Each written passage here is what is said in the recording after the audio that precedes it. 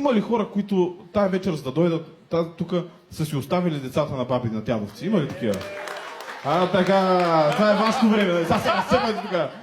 Най-тъпото, знаете ли кое е на това нещо? Че сега ще трябва да си ги вземете.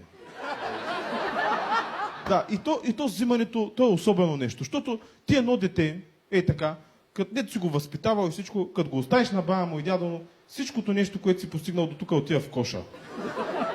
Защото те това дете, като дадеш детето на баба му и на дядо му, ти се едно даваш държавата на ново правителство. Те са сменили конституцията, всички закони са ги сменили и тях. Обществените поръчки са раздадени на който трябва. Ти вече нищо не играеш там, разбирате ли? Ти вече не взимаш някакво дете от баба му и дядо му. Ти взимаш някой пиян приятел от кръчмата. То е същото. Ти заставаш и така, той има една така пълна маса с ядени и пиени върху нея. Той е така, тук е най-якия живот, разбирате ли? И ти си такъв, айде да си ходим. И той е така, никъде няма да си ходим, аз вече тук ще живея. И почваш дърпаш го там, викаш охраната, почвате с охрана го вадите. Той отвънка, ти си такъв, къде ти е якито? И той е вътре, пуснима да отида да си го взема. Викам, ти тук повече няма да стъпиш. И той е такъв, добре, донесете ми поне пиенето тук да се допия.